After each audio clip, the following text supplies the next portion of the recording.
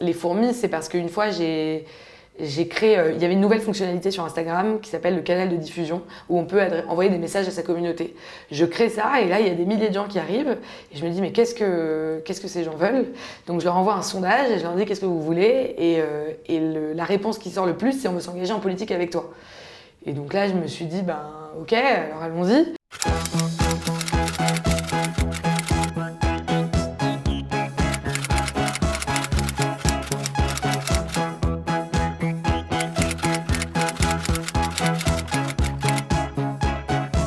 Je suis très heureuse de te recevoir aujourd'hui dans le cadre des Matrices parce que je t'aime depuis que tu es née.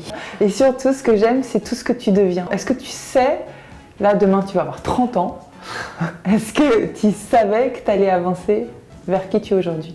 Oui et non. Enfin non parce que les choses avancent en fonction de, je sais pas, des autres, de la société, donc non.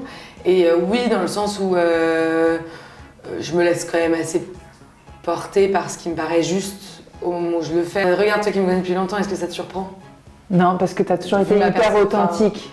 Bah ouais, mais tu vois, c'est marrant parce qu'être authentique, c'est une qualité, un défaut, je crois. Je crois que c'est une qualité parce que ça permet de pas se travestir déjà avec soi-même, ni avec les autres, d'avoir des relations peut-être authentiques avec les gens, d'être impactant parce que comme on dit un peu la vérité, j'ai l'impression que les gens, ça les touche plus que quand on leur raconte des salades, mais en même temps non parce que déjà dire les vérités qui dérangent ça plaît pas à tout le monde et surtout toutes les personnes qui créent un décor, univers, ouais. Ça les met très mal à l'aise en fait, donc c'est une qualité, un défaut et notamment en politique c'est beaucoup un défaut parce que je vois que les femmes et hommes politiques que je croise ça leur plaît pas du tout.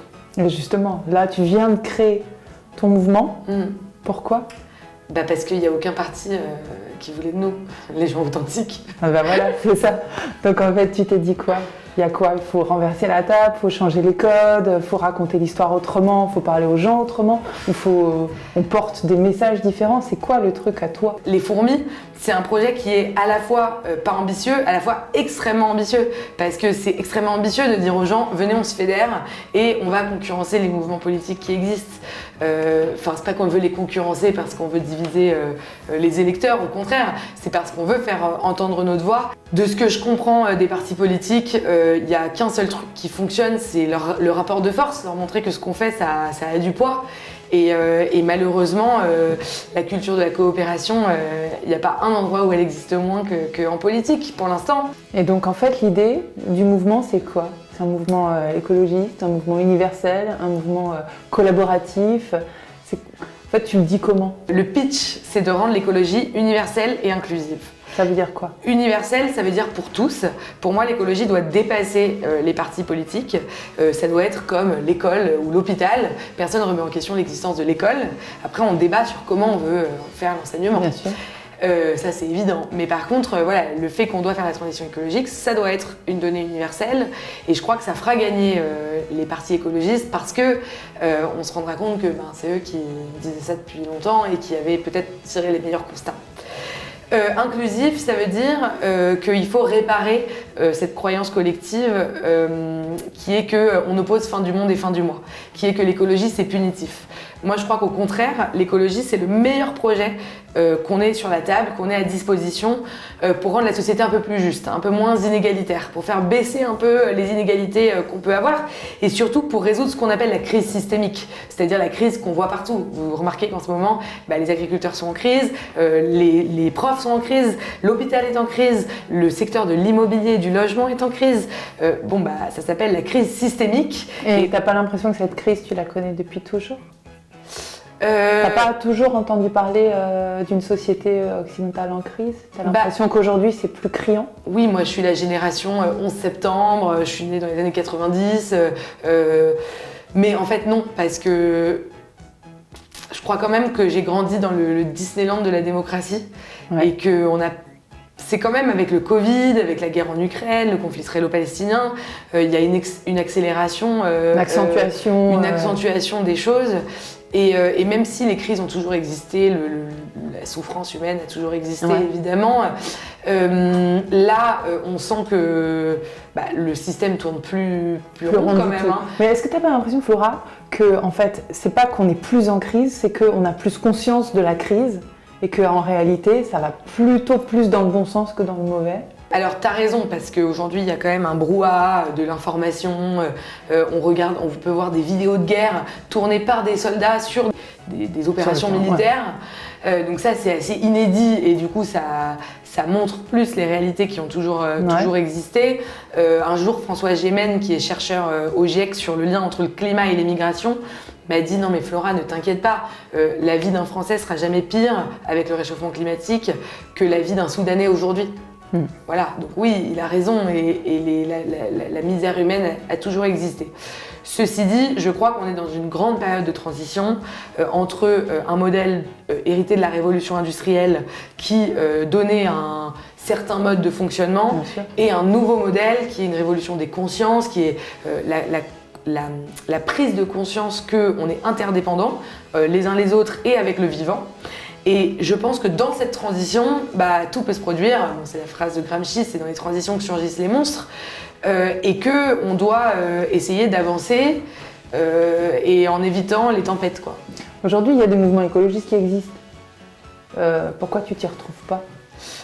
Ces mouvements, ils sont super et quand je suis en position d'électeur, il m'arrive de voter pour eux. Donc je les soutiens et je soutiens leur combat. Là où je suis plus partagée, c'est sur la méthode. C'est-à-dire que c'est cette phrase de Bruno Latour qui est « Pour le moment, l'écologie politique réussit l'exploit de paniquer les esprits et de les faire bâiller d'ennui ». Je crois qu'aujourd'hui, l'écologie est chiante et angoissante, pour le dire de manière très simple. Toi, tu peux la rendre comment? Je veux que l'écologie soit positive, soit une écologie de projet, qu'on donne une direction aux gens. Parce que quand on regarde la révolution industrielle, on n'a pas dit aux gens c'est la fin du monde, enfin voilà, ou on leur a pas parlé de poubelles de tri. On leur a dit écoutez, on va vous trouver du travail, on va scolariser vos enfants et on va changer votre vie. Voilà, c'est ça qu'on leur a dit. Donc maintenant, il faut trouver les éléments de discours qui donnent envie à la société d'aller vers ce projet. Et je dis pas que, enfin moi, je respecte le combat des écologistes, je les admire, c'est très difficile ce qu'ils font. Et vous savez, le grand drame des écologistes, c'est qu'ils protègent des personnes qui ne veulent pas entendre parler d'eux. Les agriculteurs, c'est les premiers à souffrir et mourir des pesticides et c'est ceux qui veulent qu'on remette les pesticides. Du coup, tu as été sur le terrain par exemple avec les agriculteurs, c'était quoi ta place? C'était génial parce que je suis arrivée et on m'a présentée comme une militante écologiste. Donc là, ils ont tous dit mais qu'est-ce que c'est que ça? Et en fait, quand on parle 5 minutes, on se comprend. On est d'accord. On est d'accord. Alors, on n'est pas d'accord sur tout. Je veux pas dire un truc naïf de il suffit de parler avec les gens et c'est bon, on se comprend, on est tous d'accord. C'est pas vrai. Notamment sur les pesticides, il y a des vrais désaccords de fond. Par contre, déjà, on comprend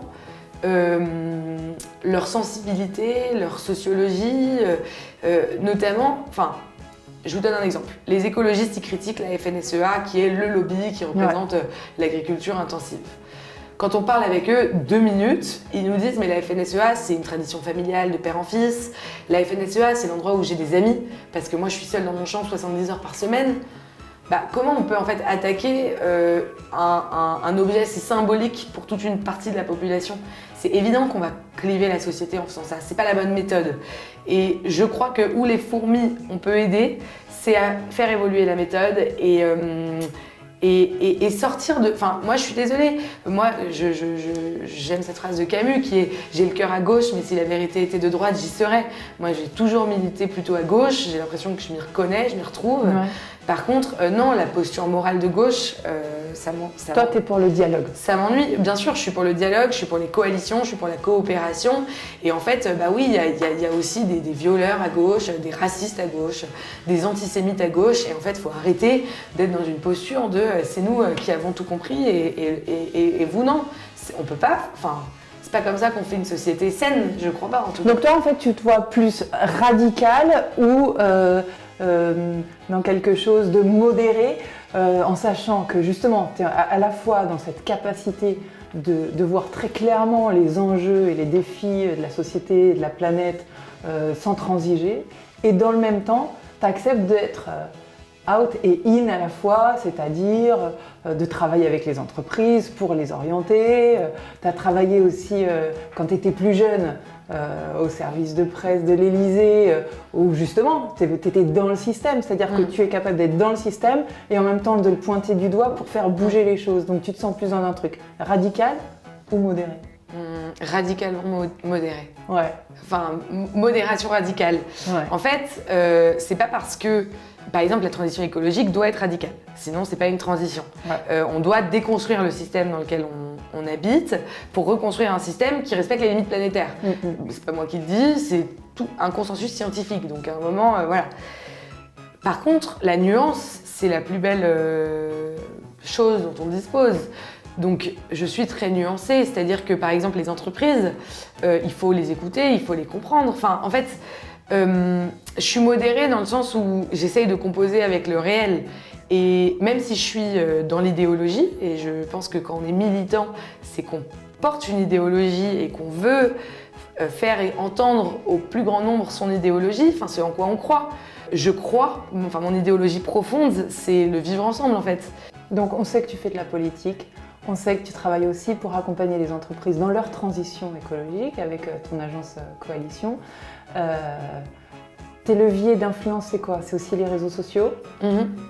Ça permet, tu as l'impression qu'il y a une déflagration, quelque chose qui prend aussi beaucoup par ce biais-là. C'est un troisième pouvoir pour toi?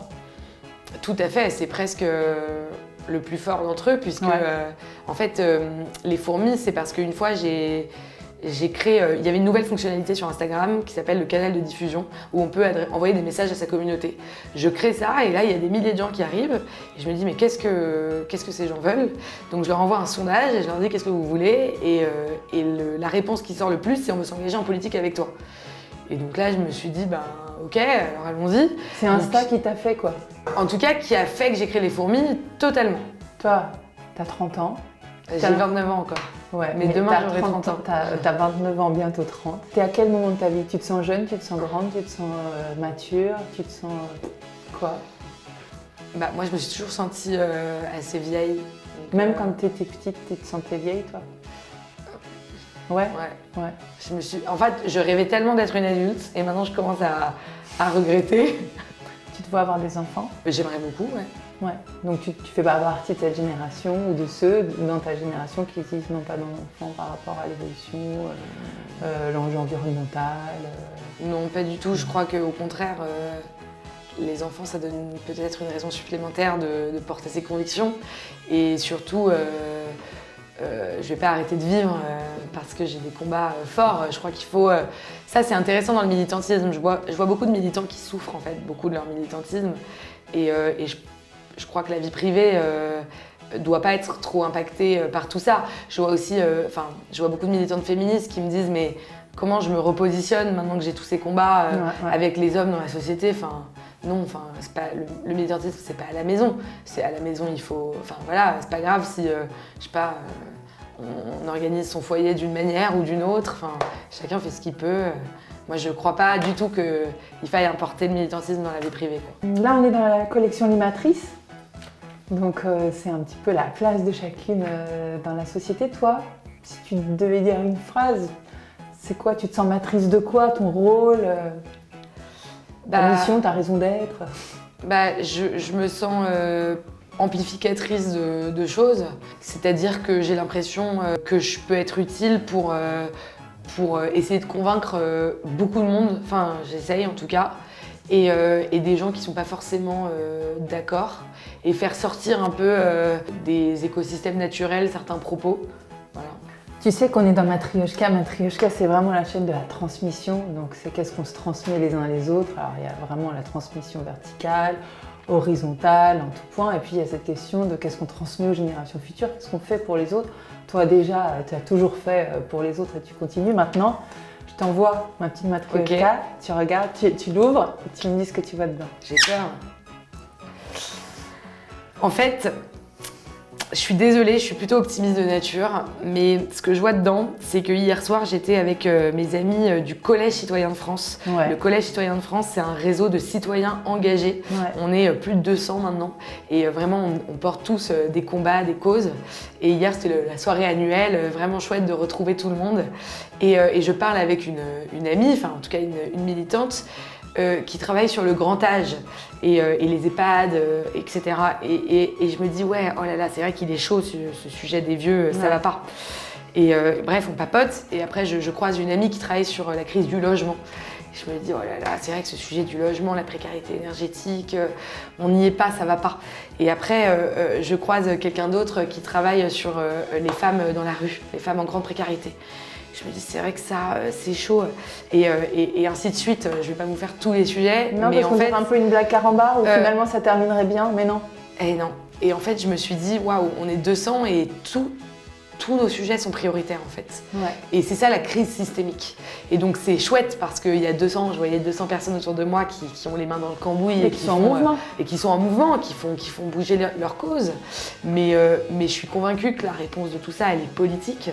Et que c'est marrant, je crois que l'écologie, c'est un peu le chapeau en fait. Parce que l'écologie, c'est justement un nouveau projet de société qui permettrait un peu de réaligner toutes ces planètes.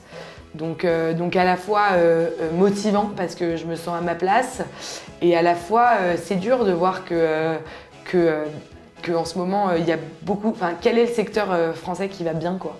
En fait, à partir du moment où tu dis que tout est en chantier et que tout à reconstruire, mais qu'il y a des gens qui savent mener les chantiers, peut-être que voilà, faut juste de l'énergie. J'ai cette ambition folle de coordonner le chantier, d'être chef de chantier. Je sais pas ce qui Allez. me prend, mais Je te vois trop. mais c'est comme ça que je le ressens. Je suis derrière toi. Merci Flora. Matryoshka.